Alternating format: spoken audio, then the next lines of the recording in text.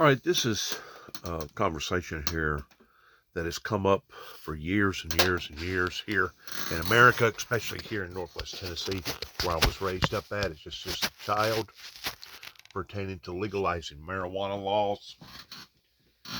Keep in mind that I was demonized and dehumanized whenever I first opened my mouth up in 1983 that marijuana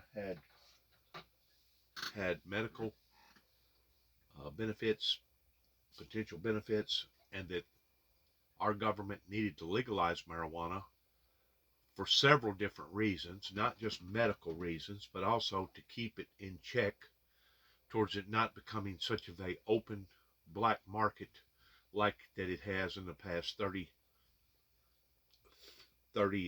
some odd years, soon to be 40 years now, since I opened up my mouth about discovering the benefits of medical marijuana.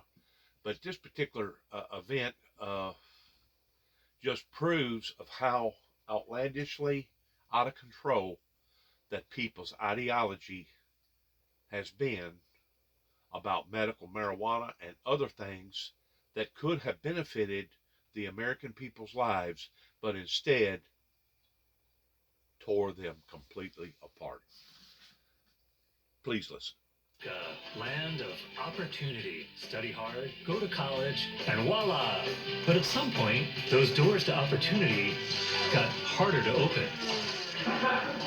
This is a story about how our basic bargain was broken by greed and politics. You're asking a good question. How did we get here? And my personal journey to uncover how student debt crushed the American dream. This thing is just spun out of control.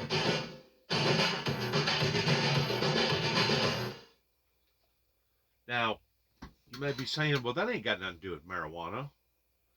No, what that particular commercial had to do with is a group of people that killed any type of opportunities for the American people and spent more resources and time towards fattening their own pockets versus actually working for the will of the American people. Now listen.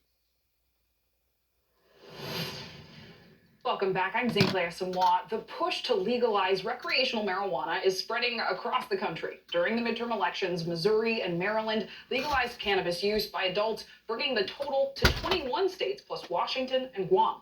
On Monday, New York State took a major step by issuing licenses for recreational cannabis businesses. Out of 900 applicants, just around 36 licenses were approved. But not everyone is happy with the move. Earlier this month, the federal judge issuing an injunction stopping approval for some would-be licenses in the state. One of many fights over this legislation. Legal cannabis dispensaries are coming to New York. We've been doing education around the state for the last year, right? The state's Cannabis Control Board approving the first marijuana retail dispensary licenses on Monday to individuals with prior marijuana convictions. The cannabis law is first and foremost a mandate for truth, reconciliation, and restorative justice. It's meant to create a market for legal recreational marijuana, but the rollout has been difficult for some. Of the whopping 900 applicants, just over 30 licenses were issued. How does it feel not having gotten a license? I mean, it feels a little bit discouraging, but still hopeful. Some clarity in the entire process maybe would have taken some of the sting away. In August, I met Cos Marte and team. Shortly after, applications for the conditional adult use retail dispensary or CARD program were released. And the other big thing that He dreams of launching Conbud with his co-founders to sell cannabis just steps away from where he was first arrested for it. What difference would this license make for your company? Being arrested multiple times for cannabis and now having the opportunity to sell it, it would have been a dream. For now, it's a dream deferred. For the applicants that are still waiting to hear back from us, we've got a couple more board meetings coming up. Damian Fagan, the chief equity officer for New York's Office of Cannabis Management, or OCM, tells us they don't plan to cap the number of licenses, and the next round of licensees may be announced in December. all as legal challenges ensue. In early November, a federal judge issuing an injunction temporarily blocking license approval in some parts of New York. OCM declined to comment on the litigation. Still, others in the supply chain are hoping to join distribution. We're allowed to grow up to 30,000 square feet of flowering cannabis canopy. Aswad King Sally and Jasmine Burams grow cannabis in Copake, New York. They have an adult use conditional cultivator license. They can legally grow in the state, but hope to also one day distribute. In the interim, they're focusing on selling to the newly minted distributors. As all of the dispensaries are being named and listed to open now we begin the conversation of placing our product in all of the dispensaries. All as prospects like Marte share their hopes to legally join the cannabis market. I hope they make that next announcement and tell us Combud LLC has been awarded. And as I mentioned, the next round of license awardees will hear back in December. And New York's Office of Cannabis Management confirms the first retail store should be open by 2023. We'll be right back. Now let's back up and look at the chart whenever this first started here pertaining to the states that had already made a move on this pertaining to legalizing it. And then I have a comment I want to make about how that a group of people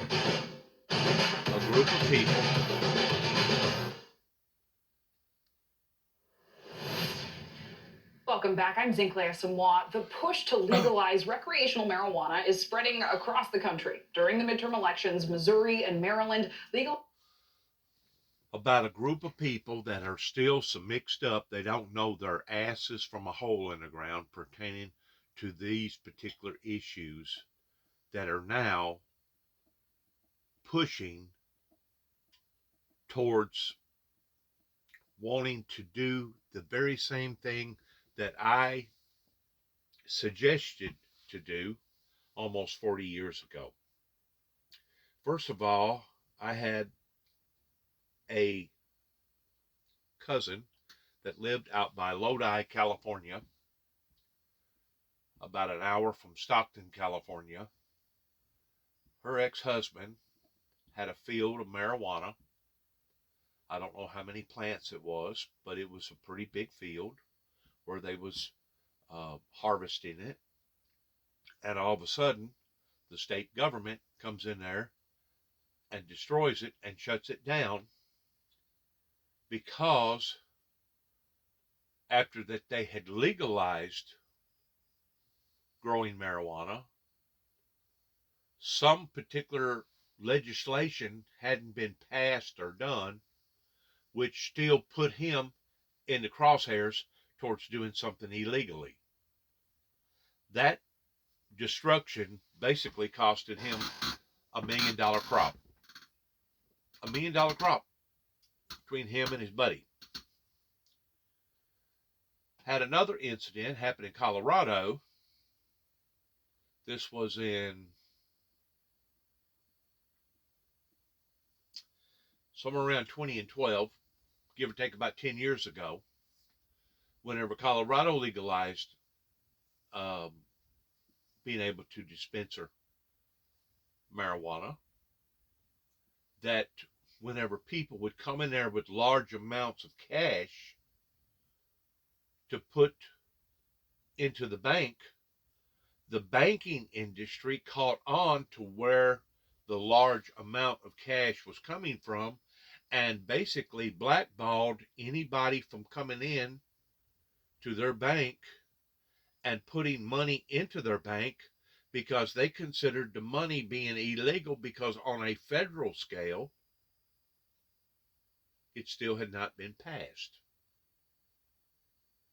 All banks is backed up by whatever it is that the government backs up, which basically makes the banks a federal type entity. And because you're bringing cash into a bank and the cash was made from marijuana that had not yet been passed as a federal entity, they considered it a violation. And in lots of cases, what people was having to do, which was dangerous, was either store the cash in their homes, in you know, places of concern, or they was having to take the cash and apply it in other areas that wasn't associated with the bank. It was a very, very complex situation, to the point that I had a friend up there that worked with my cousin that wound up getting third-degree burns on his body, that he stayed in the Houston victim burn system down there for about a year. And the damage on one of his legs was so severe, they fought and fought and fought to save that leg. And to this day, he's still fighting the endless battle of open wounds and scars and pain, endless pain, that he basically cannot even begin to handle because of that burn, that bad burn. Well, that's one of the reasons why he left the state of Tennessee and he went to Colorado, because Colorado had already legalized medical marijuana. This was way before 2012.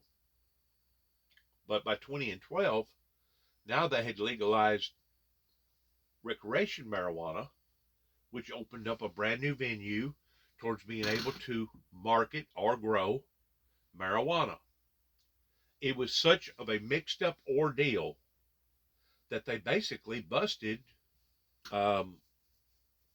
my cousin's friend, because the state above him, which I think is Wyoming or somewhere up above him, um, they got him for transporting cash across the state line, because he was having to deal with people out of Colorado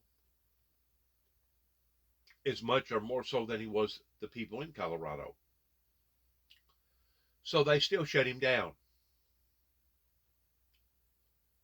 If Ronald Reagan in 1983, after the enchanted ideal come to his administration about legalizing marijuana, I truly believe that marijuana today would be not only medically sound for the medical arena, but it would also be an established controlled substance on the same level that at one time America was making moonshine and selling rum and everything else that was blinding people and causing people to go mad and causing people to go crazy. That it wasn't until the Prohibition era, that I think occurred in the 20s, but it took a long time to finally bleed all those independent moonshining people out. That's one reason why that we have NASCAR today, is because of people that got adapted towards outrunning the law. But today, if you want a large portion of alcohol, regardless whether it comes in the form of whiskey, bourbon, vodka, tequila, or whatever, all you got to do is go down to the local legal liquor store and purchase it with money, because now it is considered a controlled substance, controlled by that market. Is there still moonshining stills out in the country? I'm sure that there are. I mean, whenever I was over in eastern or middle Tennessee, and I wound up going to Robinsonville, North Carolina, just above from Robinsonville, North Carolina, is a place called Snowbird, Carolina. Snowbird is a designated area basically for a tribal group of people. You know, you got the Cherokee Nation. You got two different Cherokee gambling casinos down in that area in North Carolina. And come to find out that in Snowbird is where they actually made the movie, or put the sequence out on the TV pertaining to the moonshiners up in that area. And the reason why is because the water was so pure coming out of this particular um, underground stream that was the core ingredients towards making good moonshine. Or that's what they claim. Just west from where I live right here, give or take about 20 miles, another individual that brought forth making moonshine, stills, has now legalized stealing, whenever I say stealing, I mean stills that make moonshine stills, in Trimble, Tennessee, called Full Throttle. And today he sells moonshine that's, I guess, part of the true blue moonshine, but he uh, has got all kinds of different flavored moonshine, but he keeps it within the guidelines of legal sale, which is below 100 proof. Because if you find somebody out here in the middle of the woods somewhere that makes moonshine, if they don't control the substance of that moonshine, you can get moonshine as raw as 200 proof, which is basically something that you can pour in your gas tank in your gas-driven automobile and drive, and probably get a better performance out of that than you would the gas out of moonshine. So my point being is that whenever 1929, whenever it was the Prohibition era happened, that spoke volumes about how that the government was now going to regulate that particular industry. Whenever Ronald Reagan didn't put his foot down the way that he should have had in the 80s, after discovering that marijuana had medical potential to it, that made that industry turn into another industry similar towards making moonshine. A dark money, a syndicate type run industry. Even to this day, right here in Northwest Tennessee, just as recently as about 8 years ago, maybe 6 or 7 years ago, they had located a big crop of marijuana over in a little area called Obion, a town called Obion, which is in between Union City and Trimble. And come to find out that this marijuana patch was a significant patch worth a lot of money.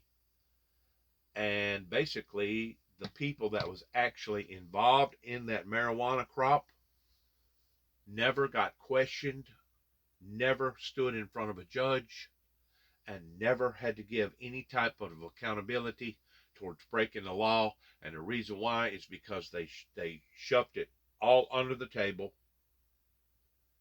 and they put the blame off on a little Mexican boy that was out there tending to the crop that basically took the whole brunt of the blow towards who was responsible towards growing an illegal patch of marijuana, probably no more than about 30 miles from where I live right here. It has turned into a wicked, wicked game to where the courts make money off of marijuana pertaining to busting people. The DAs has made money. The lawyers has made money. The sheriffs and the sheriff's offices has made money. It's just been a total eruption of a wicked, wicked, evil, black market syndicate type system that I believe has helped to put us where we are right now, towards being upside down, towards being totally upside down. And I'm not just talking about being totally upside down monetarily speaking. I'm talking about upside down with people's thinking, and upside down the way that we have allowed these various people to come into our neighborhoods. And I could mention lots of other names that I'm not going to locally of the people that's been involved in large quantity of masses of marijuana coming into this area that if they do happen to get caught, all they got to do is go down there and pay a certain amount of money, and all of a sudden it all gets swept away, and their name stays pure in the eyes of the general public because now it all got swept away by money. But yet, no, it's supposed to be an illegal substance. But if you got the right kind of money to pay the right attorneys and to pay the right judges, it gets swept under the rug. And I couldn't tell you the amount of times that I went to court towards fighting a case in Oklahoma City, Oklahoma, that every month whenever I'd go in there, it would basically be 2 or 3 people that would stand back in front of the judge again. And the judge would basically say, okay, dismissed. The reason why was because the right people got paid off towards the individual that had gotten captured for growing illegal or selling illegal substances in Oklahoma. It has turned into a wicked, wicked game, a money game. And I couldn't tell you at the people that I know personally that have gotten burnt and hurt and basically destroyed because they wasn't powerful enough to pay off the big syndicate operators. And because of it, they had to go to jail and their names was stained towards having a criminal file as long as your leg now, just over somebody that wanted to have a buzz. To where if they would have legalized it to begin with in 1983, first of all, I don't think that I would have got demonized and dehumanized the way that I did, which I believe was a big, big factor in how come people didn't want to support the founder of the Windmill Ministries missions whenever I first started out in Northwest Tennessee in 1989, is because they had created this persona of me that I was either a devil worshiper or that I was mixed up and confused, that I was some sort of a heroin addict or a dope addict of some sort. There was a time that I smoked marijuana, but I got off of marijuana because it was inconvenient, and besides that, I didn't feel like that it was right in my life to be a Christian and walk around here high and knowing that I was breaking the law by doing so. So I steered clear from marijuana. And I ain't never been a heroin addict. I ain't never been a cocaine addict. I ain't never been a meth addict or a meth making addict. I ain't never been none of the above pertaining to drugs. God has brought enough sense into my life to realize that these substances would basically destroy your life if they was abused. And most people, whenever they get a hold of these substances, they abuse them because they're not controlled. How do we control the business of the prohibition alcohol business? We control it by don't drink and drive. That's one way of controlling that industry. In other words, if your breath reaches a certain level, or if your blood reaches a certain level, and you're out here doing something that you shouldn't be doing towards drinking and driving, you suffer the consequences on account of it. Now, they can't do nothing about a person that wants to waste their life away in their own home in 4 walls that can't nobody see them. They can't do nothing about a wino or somebody like that that wants to waste their life with alcohol. But what they can do is help control it towards their alcohol problem not affecting other people's lives by endangering their lives out on the road. It's still a form of control. To where before prohibition happened, it was totally out of control. Totally out of control. Today, as far as I'm concerned, the marijuana industry has been totally out of control for years and years and years because of the black, dirty money market, the syndicate type run organization that wanted to bring this substance into people's lives while making money under the table that basically caused a great deal of people all over America to get rich off of. Not counting the money that the law enforcement people made, not counting the money that the judges and the sheriff's offices and etc. made. It's a wicked, wicked money game that the attorneys and the judges and these demonic people got in behind and wanted to control it, but they wanted to control it in a black market sense. That way it would still stuff their pockets full. And if it wasn't stuffing their pockets full directly, it was stuffing their pockets full indirectly. And I truly believe that that's one reason why that God has given this country over to a reprobate mind, to allow for it to believe a lie and to be damned. And now we are seeing the consequences and the sufferings of it all over this great nation. And you know, I hate to say it, but the people right here in Northwest Tennessee, the elderly people, the baby boomers, are the very people that has put us where we are today. You can't blame it on the young adults or the kids growing up today that's now been subsequently attached or influenced by this particular substance. Because back whenever I was growing up, it was still kind of an experimental substance to where, yeah, you could get marijuana, but it was still kind of, and whenever I say growing up, I'm talking about whenever I was just a young lad, like 10, 11, 12 years old. At that time is basically whenever it was making its debut over here. And of course, by the time I got a teenager, it had become pretty much so a substance that you could get just about anywhere you wanted to get. But that substance has, and the way that they was doing it, I believe has helped to put us where we are today towards doom and gloom. Because it was not handled professionally, it was not handled openly, and it was not handled properly the way that the alcohol substances has basically ruined people's lives in the 1800s and in the early 1900s before Prohibition ever happened. There are benefits to medical marijuana, more so than just smoking it. A matter of fact, smoking it, they have proven that could be just as harmful or lethal on your lungs as tobacco. So by smoking, marijuana is not the proper form to be able to control the THC into your body.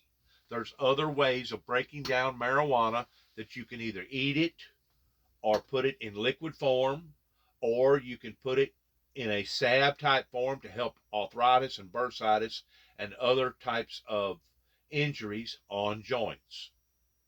But it even goes beyond that to the point that people that has seizures, it can control them. People that has done chemo that don't want to eat, that's basically dwindling away towards bringing back their appetite. And also glaucoma pertaining to people's eyesight towards helping their eyes.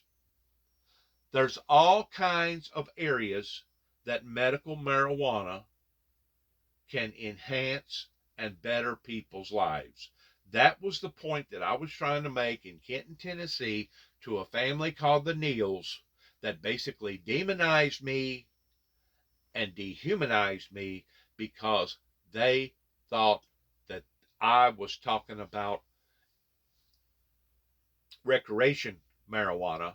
That recreation marijuana, as far as I'm concerned, is just as bad as making moonshine, because you're not controlling it in a proper form. I have always supported medical marijuana.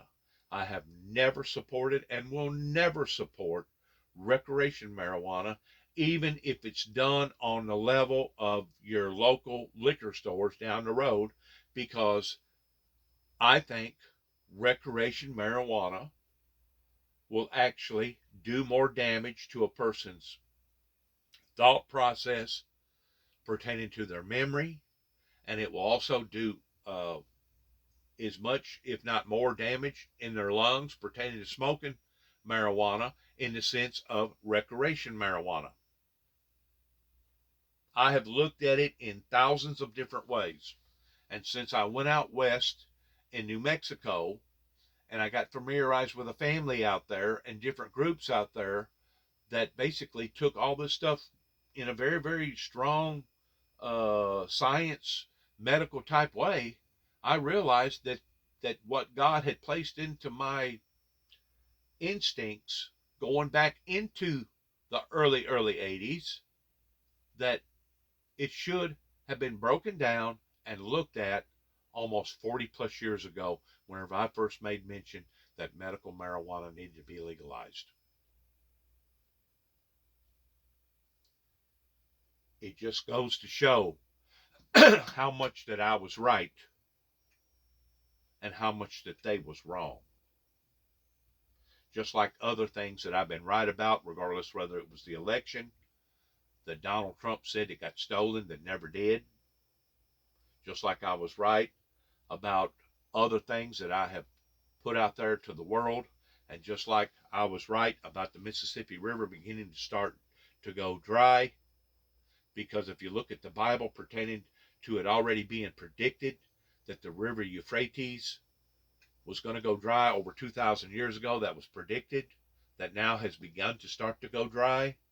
You have to start asking yourself a logical question. Well, if the river Euphrates is going to start to go dry, is it possible that the same substances that's going to cause that river to go dry is going to cause all the other watersheds and rivers and tributaries to go dry? And that's exactly what we're starting to see now, not only in America, but all over the world pertaining to these major water tributaries. It don't matter if it's watersheds or like Lake Mead, the Colorado River, or the water supply that feeds 25 plus million people down in Mexico. That's basically, they're down to a tier 2 already pertaining to their water dwindling away. I mean, it's very obvious that what we're doing to our planet is coming from the inside out. And I still say the only thing that is saving us right now towards basically becoming an inferno here upon to the planet, towards making it an uninhabitable planet to live on, is the ice is still cooling the waters of the oceans. Once that ice completely melts, you will see the evaporation of the oceans the same way that you're going to start to see the evaporations of all the inland fresh water supplies. And if you'll add that with all the people that's on the planet that uses up this commodity, these resources, now you got a recipe, according to the Bible, of not only the river Euphrates drying up, but basically every other watershed, river, lake, pond, contributory that leads into these water systems is basically going to do the same. What has led us to this point? Stupidity and greed. Stupidity and greed because of the oil tycoons, the petroleum product people out there that was convinced that what they was doing was the best thing since the creation of toilet paper, and that global warming did not exist. They was warned 20 plus years ago. Matter of fact, if you go back into the studies, they actually had studied that the oil petroleum products was causing greenhouse effects in our upper atmosphere over 70 years ago, that they had already discovered some of these facts. But it wasn't acted upon. It was Al Gore that wanted to, sure enough, bring it to the front of the table the way now that Biden has brought it to the front of the table pertaining to our global warming atmospheric changes, that basically the old heads, the baby boomers, and those that was in the voting arena at the time that Al Gore run for president basically demonized him, dehumanized that poor man, because he was concerned about environmental changes 20 plus years ago, running for the president of the United States after being under the coattail of the Clintons. I have never seen a society so confused and so mixed up. But now we're paying the consequences on account of it. Not only are we paying the consequences on account of it, looking at it generally speaking, but the Windmill Ministries missions to this day is still suffering the consequences of all this unprofessionalism and stupidity, that even to this day, as far as I know, I'm still being just as broadly hexed or treated as an outcast today by all these other churches and all these other law enforcement agencies around here, the same as what I was whenever I first come to Tennessee in 2014. And beginning the process of the Windmill Ministries in the late 80s into the 90s was banded and dehumanized and demonized because of my ideology. Not only my ideology about marijuana, about medical marijuana, but my ideology about biblical Bible prophecy and about the exchanges of things that has already been selected and predicted to happen way before I was ever born, way before anybody else on this planet was ever born. And these people thought that they was going to be able to overthrow God and the Bible. And to this day, because of stupidity or pride, they still do not acknowledge their wrongs. I've never seen nothing like this. But then again, I'm pretty sure during the time that other prophets of God brought forth a message to the people, I'm pretty sure that the things that they was dealing with and looking at, they had never seen nothing like that in that era neither. Regardless whether it was the era of Noah, pertaining to the great flood, or the era of Moses, or even the era of Jesus Christ, that in those eras they was witnessing and seeing things and having to deal with things like they probably could not even begin to imagine. Couldn't even begin to imagine what was happening and how it was happening because of this demonic Luciferian Lucifer that had basically bamboozled the majority of the people in all these I'm going to use the word hypnotic tactics towards deceiving the people. And that's basically where we're at right now, towards all the destruction that's happened to our planet and happened to our country, is that we've had people that has been under some sort of hypnotic influences to the point that they have been blinded, and they refuse to wake up and open up and acknowledge their wrongs. I'm a sinner saved by grace. I have committed some very, very bad things in my life, but I'm willing to admit to those things. The people that clam up and claim that they don't have no sin in their lives, you need to get away from them. You need to stay as far away from them as you can, because they're nothing more than what Jesus Christ talked about towards being sheep, wolves in sheep's clothing. These people are imposters, and these are the very people that has put us consequently where we are today, not only monetarily, but with all these drugs and all the suicides and all the drug overdoses and all the gun violence and being $30 trillion in debt and all our jails being full and having over 5,000 to 8,000 illegal immigrants coming over the border illegally into this country. Those are the people that have put us where we are today. And now our whole lives have become desensitized and has become basically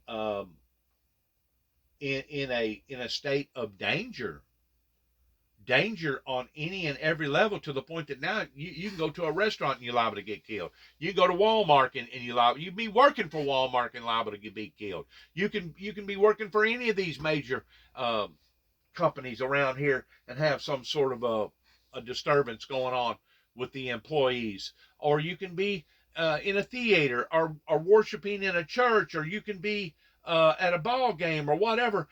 Or it's just absolutely insane in how that certain people has put us in the position that where we are right now, towards all the danger, all the gun violence. It's absolutely insane to think that it's okay to hand a military gun to a society of people and think that there's not going to be severe consequences in giving these people these military designed mass destructionable weaponry and put them out on the streets. It's absolutely insane to think that certain people has led us down this road of doom and gloom. Doom and gloom in every perspective that you can almost begin to imagine. It's sickening. It really is. It's very, very sickening. And I've tried to help. I've tried to help. I've tried to help. And I've reached a level with my fortitude and my gratitude and my passion towards wanting to help, to the point that I basically reached the same level that Jesus Christ reached, towards going up into the mountains and shaking his head and saying, you know what? I've tried to help you. I've tried to gather you together as a hen would gather her chickens, but ye would not listen. And because you would not listen, now you are suffering the consequences towards not listening. Good luck to all of us. God bless America. God bless our troops. God bless our endeavors. And may heaven help us all. Shalom.